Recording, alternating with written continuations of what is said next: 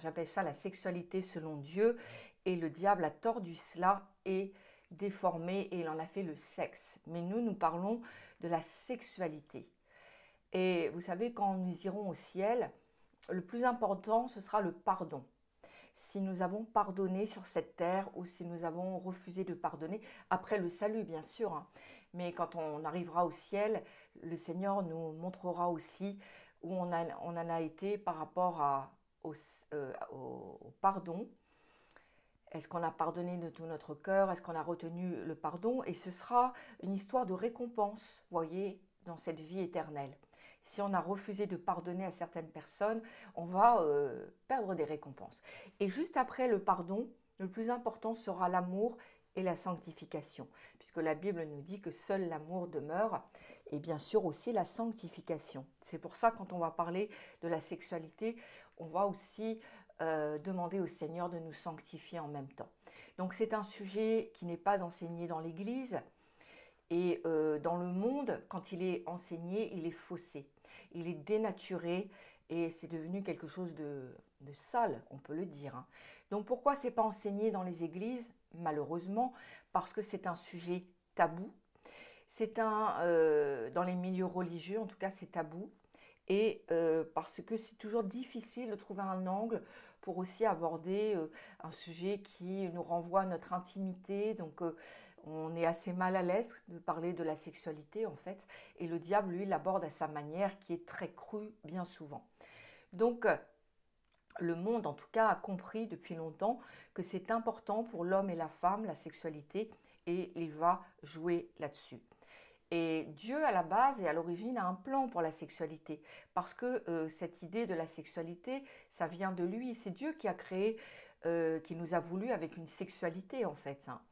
Et nous voyons que dans ce monde dans lequel nous évoluons, tout est sexualisé, en fait, hein. Mais tout est sexualisé en dehors du plan de Dieu pour la sexualité. Donc on ne sait plus où on en est. Et même en tant que chrétien, en fait, bien souvent, on a une conception de la sexualité qui est sexuelle, en fait, et en fonction aussi des expériences, souvent mauvaises, qu'on a pu avoir. Donc c'est quelque chose de compliqué, de tabou, c'est quelque chose qu'on n'aborde pas facilement, c'est quelque chose aussi dont on n'arrive pas forcément à parler aux leaders, aux pasteurs, hein, parce que souvent on a un peu honte. C'est un domaine qui est associé souvent à la honte aussi, hein. Mais nous ne devons pas avoir peur en tant que chrétiens d'aborder ce sujet parce que c'est Dieu qui l'a créé. Et le diable veut toujours dénaturer et voler l'idée de Dieu parce qu'il sait qu'il y a des enjeux incroyables à travers la sexualité et le sexe. Et puis la première chose que je voudrais dire, c'est que c'est l'un des plus beaux dons, c'est l'un des dons les plus précieux que Dieu a fait à l'humanité. Donc il faut aussi réaliser qu'il y a quelque chose de beau à l'origine, de quelque chose de pur. Et quand Dieu dit qu'il a créé l'homme à son image, c'est une image spirituelle, c'est relationnel, il l'a créé au niveau relationnel et puis créativité, on est créé à l'image de Dieu.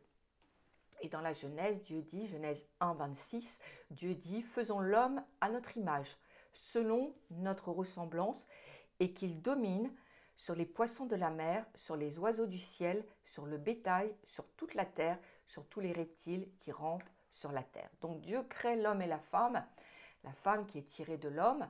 Dieu crée l'homme de la poussière, de la terre, et il forme un homme, il souffle en lui un souffle de vie et l'homme devient vivant. Donc nous sommes des êtres spirituels dans lesquels Dieu a mis un esprit qui lui de toute manière va vivre éternellement. Que ce soit avec le Seigneur au ciel ou en enfer, mais en tout cas notre esprit va vivre éternellement.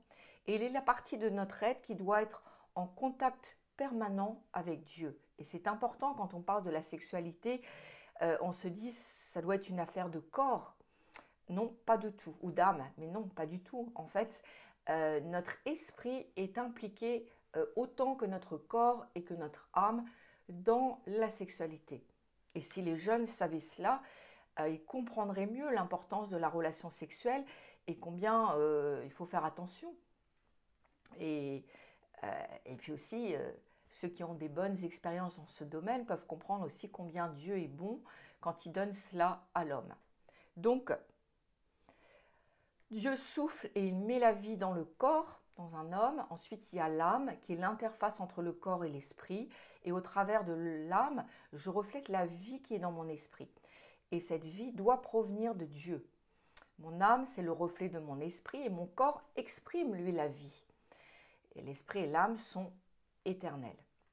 Et le corps, nous savons aussi que de toute manière, le corps pour les enfants de Dieu, il est éternel, il sera glorifié. Nous aurons des corps spirituels, mais nous aurons des corps. Voilà, on ne sera pas simplement un âme et un esprit comme ça qui vivront éternellement. On aura des corps vraiment, puisqu'il est question aussi qu'il y en a qui seront plus brillants que d'autres. Donc on aura des corps mais spirituels, des corps qui auront été glorifiés, des corps qui ne seront plus soumis à la limitation aux limitations que nous connaissons sur cette terre. Donc ça veut dire que quelque part mon esprit est éternel et qu'il est hors du temps. Votre esprit est éternel, il est hors du temps, il n'appartient pas à cette terre, vous voyez. Donc nous avançons avec une compréhension intellectuelle qui est très limitée, mais nous devons réaliser que notre esprit, lui, n'est pas de ce monde, il n'est pas de ce temps. Donc, la Bible nous dit dans 1 Thessaloniciens 5, 23 que le Dieu de paix vous sanctifie lui-même tout entier et que tout votre être, l'esprit, l'âme et le corps soient conservés irrépréhensibles lors de l'avènement de notre Seigneur Jésus-Christ. Donc c'est important pour ce thème de la sexualité. Nous voyons que tout notre être va être affecté. Dans l'âme, il y a l'intelligence, il y a la volonté, il y a les émotions, les sentiments. Et dans notre esprit, nous savons que c'est la partie qui est en connexion avec le monde spirituel, l'esprit, en bien ou en mal. Et puis le corps, lui, il est en relation aussi sur cette terre. Il est dans le relationnel. Donc, en fait, ce que Dieu désire, c'est que quand il reviendra, nous ayons fait aussi un travail, nous ayons demandé au Saint-Esprit sa collaboration pour nous sanctifier corps, âme et esprit. Et c'est je dirais, tripartie, si on peut dire, elle va être très, très importante et influente dans la sexualité. Donc, il faut, et Dieu considère qu'on doit sanctifier notre sexualité si on veut préserver notre corps, notre âme et notre esprit purs, irrépréhensibles quand il reviendra. Donc, quand Dieu crée l'homme, il dit une phrase très intéressante, enfin une phrase, il va proclamer quelque chose sur l'homme, il dit qu'il n'est pas bon que l'homme soit seul. Donc il prend une côte de l'homme, il crée la femme et Dieu rattache l'homme et la femme ou dans le cadre du mariage. Nous ne voyons pas, il n'y a pas une cérémonie, mais nous voyons que Dieu présente l'homme à la femme, Ève, et qu'à ce moment-là, ils vont s'unir. Et ça, c'est une alliance de mariage. Alors bon, vous me direz, Adam était fidèle, il n'y avait que Ève. Mais voilà, Dieu a bien prévu que l'homme aille avec une femme et qu'il y ait cette notion, simplement, on ne peut pas avoir plusieurs femmes. Un seul homme, un seul mari, une seule femme. Et puis, dans le cadre du mariage, il y a la relation sexuelle. Donc, il est question qu'ils se connaissent et qu'ils deviennent une seule chair. Mais l'apôtre Paul va nous dire que c'est un mystère et que c'est le mystère de Dieu et de la sexualité au départ. Mais qu'on n'a pas encore tout percé de ce mystère par rapport à la sexualité. Mais Dieu a voulu que le relationnel le plus élevé, le niveau de relationnel le plus élevé, se fasse entre un mari et sa femme à travers la relation sexuelle. Dans Genèse 2, 24, l'homme quittera son père et sa mère et il s'attachera à sa femme et ils deviendront une seule chair. Donc c'est important, c'est quelque chose que je prêche quand c'est un mariage parce qu'il y a cette question de quitter et de s'attacher. Donc il faut quitter le foyer parental et s'attacher dans le mariage. Et nous savons que l'attachement ne se fait pas en un seul jour. Alors il faut bien quitter. Il y a des gens qui quittent mal et qui sont trop liés encore affectivement à la maison parentale. au père ou à la mère. Et non seulement il faut bien quitter, mais il faut bien s'attacher. Parce que si vous quittez mal, vous vous attacherez mal. Et donc évidemment, la Bible ne dit pas que les choses vont se faire en un instant. Mais il y a ce travail que le Seigneur nous demande de faire, de bien quitter émotionnellement, physiquement, même spirituellement. Ce n'est pas les parents qui prennent les décisions spirituelles pour les enfants, hein, puisque l'homme quitte le foyer parental pour créer un nouveau foyer. Donc, vous voyez, il y a cette notion de bien quitter. Et ceux qui travaillent dans la relation d'aide, on voit que quand le couple va mal, souvent, en fait, ils ne sont pas toujours deux dans le couple. Souvent, un des deux parents aussi qui est là et qui contrôle, qui manipule. Et on voit combien ça peut abîmer le couple. Et parfois, l'attachement ne se fait pas, en fait. Genèse 2,18, Dieu dit, ça je l'ai déjà lu, pardon. Donc la femme est égale à l'homme et il n'y a ni infériorité ni supériorité dans le cœur de Dieu, d'accord? Il y a il faut vraiment noter parce que c'est important, il y a une complémentarité. Dieu crée entre l'homme et la femme une complémentarité parfaite.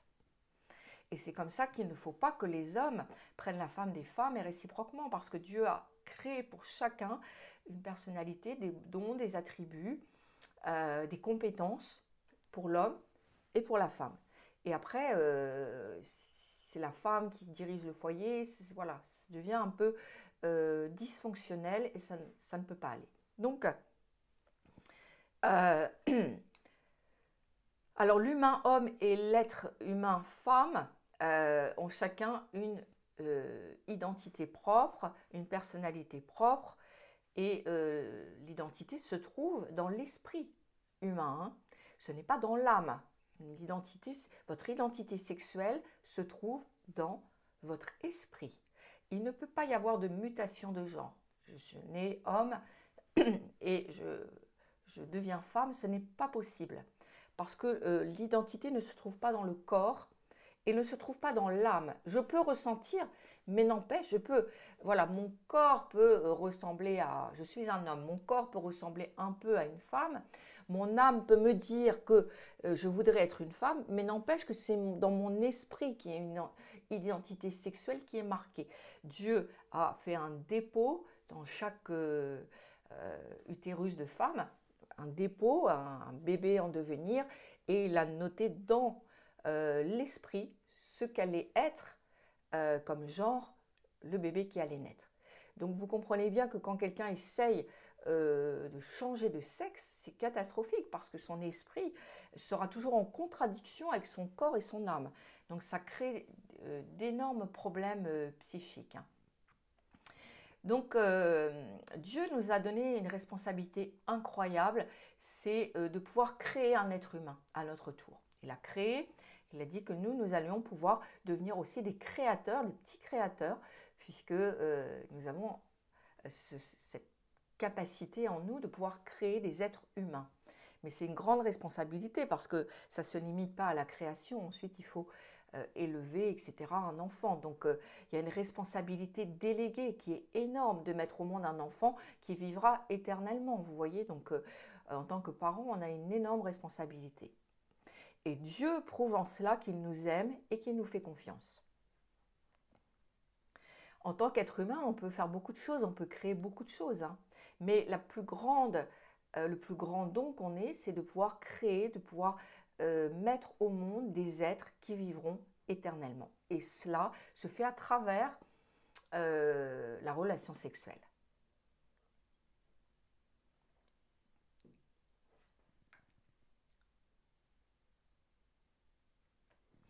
Donc Dieu donne ce don de la créativité et il nous permet d'être un canal de vie au travers de la relation conjugale. Genèse 1, 22, Dieu les bénit en disant « Soyez féconds, multipliez et remplissez les eaux des mers et que les oiseaux multiplient sur la terre. » Donc ceux qui ont des enfants, vous avez travaillé avec Dieu. Nous avons travaillé avec Dieu. Nous avons été procréateurs avec Dieu.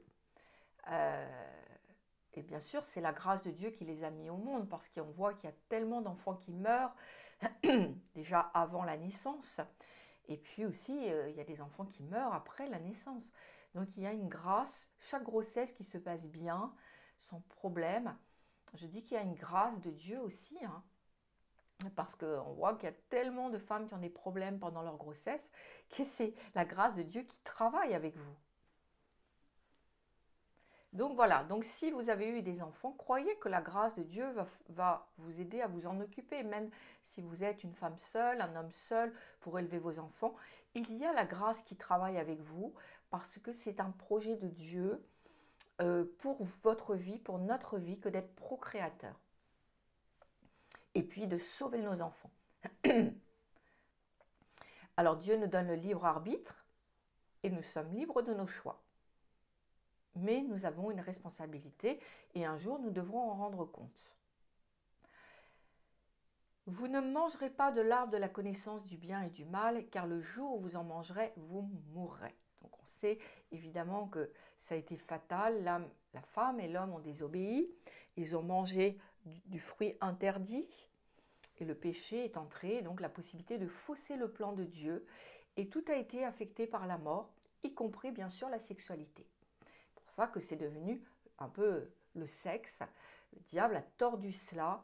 Il a dit qu'il voyait, enfin, il s'est dit, je vois la puissance à travers la sexualité et le bonheur quand la sexualité est épanouie que ça peut donner à l'homme. Et vous savez que le diable ne veut pas que nous soyons heureux, il ne veut pas que, voilà, il veut pas que nous soyons bénis. Donc il va tordre cela à partir du moment où le péché entre dans le monde. Il va tordre, déformer et salir la sexualité.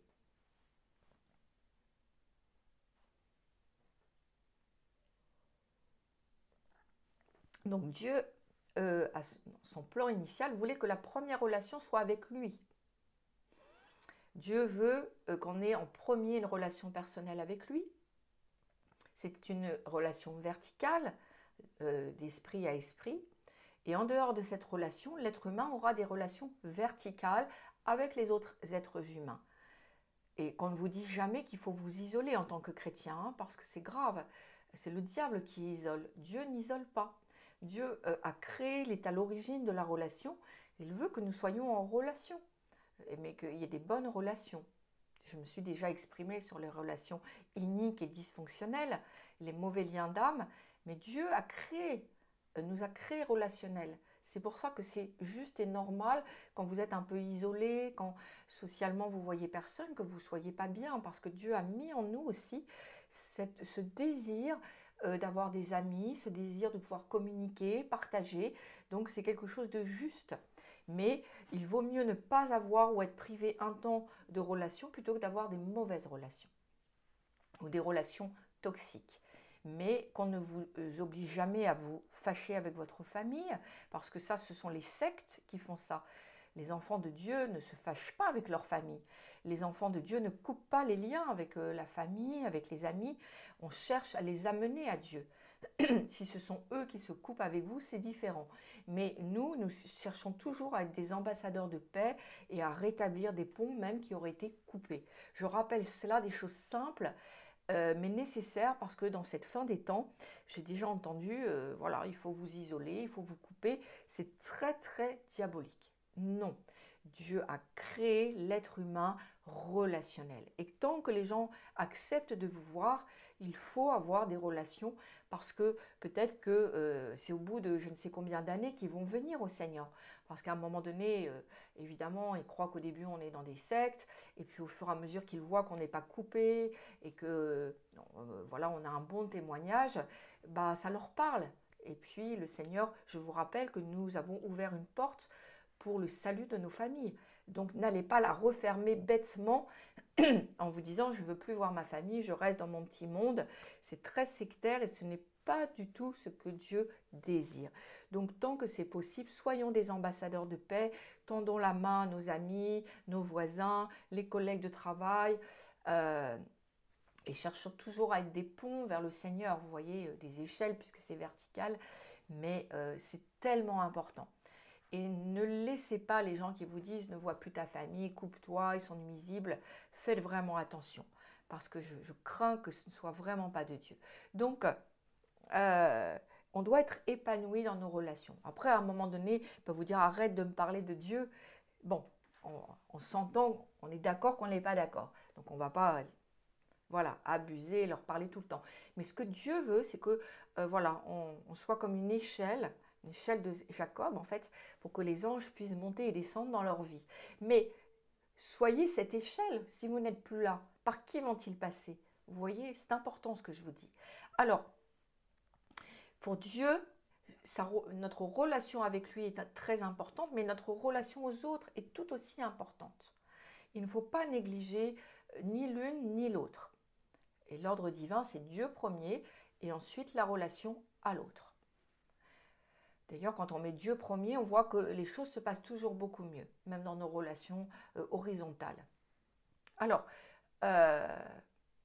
vous savez que Dieu veut qu'effectivement, comment est-ce qu'on va arriver à la sanctification corps, âme et esprit? En remettant l'ordre divin. À chaque fois que vous allez vous dire, ah ok, j'ai compris, je dois remettre de l'ordre, je ne faisais pas comme ça, vous vous sanctifiez. Il y a un travail de sanctification et de perfection qui vient dans vos vies. C'est toujours remettre l'ordre divin. Parce que tout notre être a été touché par le péché. Tout notre être, quelque part, dysfonctionne, plus ou moins. Parce qu'on a, voilà, on a eu une éducation qui était en dehors des voies de Dieu. Donc, on remet l'ordre divin à chaque fois qu'on a des nouvelles informations et avec lesquelles on est d'accord. Donc, le péché a touché tout notre être et nous sommes en relation, je dirais, avec un être parfait, c'est Christ, alors que nous sommes imparfaits. Donc, petit à petit, on doit ressembler de plus en plus à Christ dans sa perfection. Et dans la sexualité, il en est de même. On peut aussi avoir des travers dans notre sexualité, qu'on soit chrétien ou pas, et par manque de connaissances, ou par héritage, ou parce qu'on a eu des désirs pervers, ou des fantasmes qu'on a assouvis et qui n'étaient pas justes. Et l'ennemi, comme ça, a pu salir nos vies, ou à cause des abus aussi, ou des mauvais choix aussi dans les partenaires, ou des mauvais choix dans les partenaires qu'on a pu faire aussi. Des mauvais choix dans les conjoints, dans les mariages, dans les alliances. Donc, nous devons considérer que nous pouvons nous tromper et que nous devons être dans l'humilité pour reconnaître que nous nous sommes trompés et remettre l'ordre divin.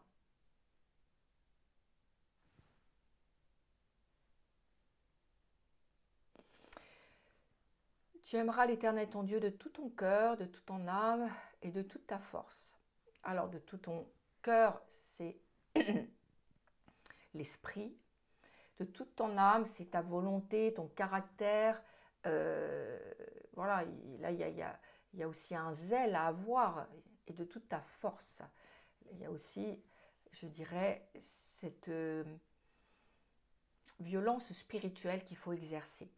Donc, on doit s'efforcer, parce que ça ne sera pas naturel, on doit s'efforcer de mettre Dieu à la première place dans notre vie, et y compris dans notre sexualité, parce que ça ne se fera pas automatiquement.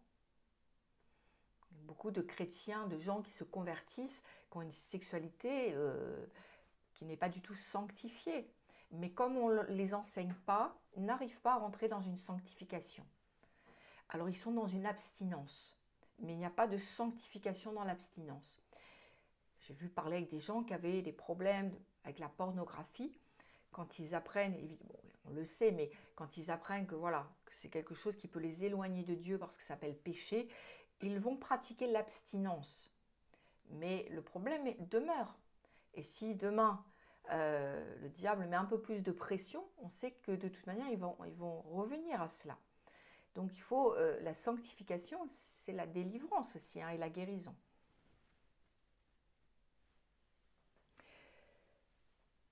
Exode 20, Dieu dit, tu n'auras pas d'autre Dieu devant ma face, car moi l'Éternel, je suis un Dieu jaloux. Donc Dieu veut que notre relation avec lui soit une relation privilégiée. Et si tu as mis Dieu en premier dans ton mariage, tu as déjà la pierre de fondement hein, pour construire un bon mariage. Parce que c'est lui qui sera le garant de l'alliance.